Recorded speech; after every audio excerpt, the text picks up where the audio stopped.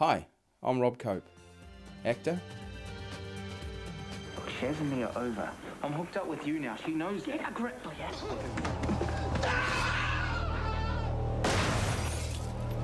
Oh, I thought we were higher than that. Builder developer. Husband and father of 3. And the founder and director of Project WildMan. What were all those dreams we shared those many years ago? What were all those plans we made now left beside the road, behind us in the road? Most guys, if you ask them what are you truly passionate about in life, they would have no idea. People change as does everything. Men don't have deep relationships because we're in constant competition with each other. Who's the most athletic, who earns the most money, who's got the most beautiful wife or the nicest house or the nicest car. And so to actually be vulnerable with another guy and say, hey, I'm fucked in the head. I can't even get my own thoughts together. I hate my life. I hate where my life's going. I don't even talk to my wife. To actually do that would kind of, to a degree, admit defeat. And I think that's where a lot of it comes down to. We all wear masks, you know. I'm the tough guy, or I'm the cool guy, or I'm the rich guy, or I'm the sporty guy, whatever. To actually find other guys who are willing to talk about their shit and drop the mask. That's one of the big problems with postmodern men, is this whole idea that we are the Lone Ranger. I'm supposed to do this by myself. You can see it's not how it works by our depression rates, our suicide rates, our incarceration rates. It doesn't work. We need other men, we need other strong men to get beside us and mentor us and help us. I heard someone say that depression is the cancer of our generation. And I think that maybe our culture's avoidance of pain and accepting depression as a part of processing that pain is where the real cancer lies. But we've no longer accepted pain as a normal part of life. We do everything to escape it. We won't push ourselves to do things like we did when we were babies, learning to walk, because it will hurt. I'll be so wrapped with fear that I won't try something because I don't want to hurt myself.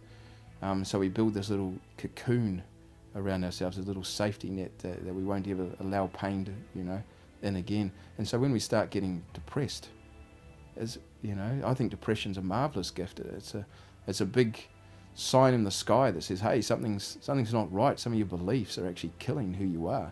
So let's try to weed out these beliefs. But instead, we'll go to the doctor, and it's so much easier for a doctor to just give you a pill than to actually face your shit. Let's just take something to take away the pain rather than facing it. Because what if my beliefs are wrong? What if everything I've ever worked towards is wrong? And that could be true. It could be going, your whole life you may have travelled down a road that is completely contradictory to your nature. I think that's where a lot of depression comes from. I mean, I spent a decade in and out of depression, and from age of 20 to 22, I was just numb. I didn't feel anything. But my beliefs were screwing me up. They weren't serving me at all, and it took me another decade to figure out that. And I don't want to see guys having to spend a decade to try to figure out their stuff. It doesn't have to be. There weren't mentors there to walk me through it. I had to figure it out myself, and it shouldn't have to be that. That's what we need to change.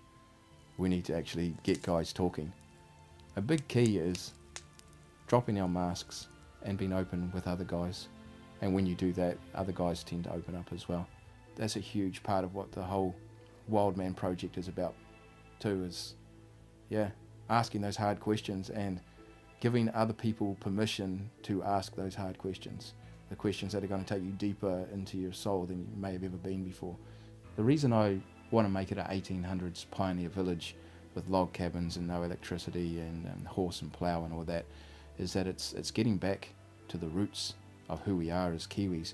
Because every single person who lives in New Zealand came from somewhere else originally, or the descendants of someone who came from somewhere else. So there's a real pioneering spirit in New Zealand that we've kind of forgotten about. And creating this environment that kind of takes us back to the roots of who we are. If you get 1,000 guys who all want to be involved and all are a part or hands-on building this thing, then you're actually building something that's going to last, because you captured the heart of 1,000 men rather than just one person's dream. One of the big concepts I think is important about the WildMan project and the Pioneer Village is that each cabin will have a dozen guys in it.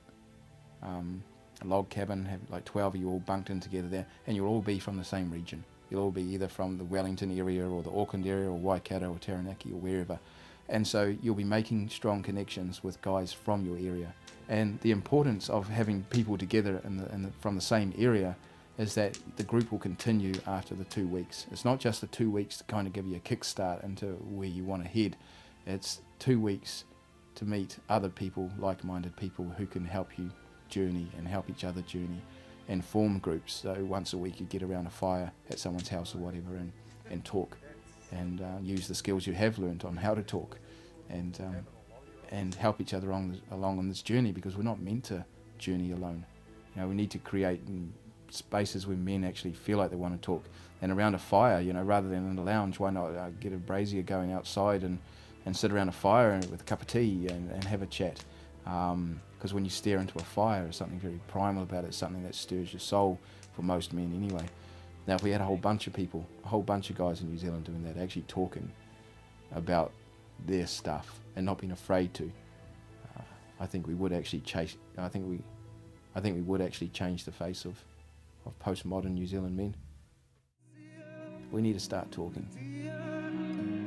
The end comes near.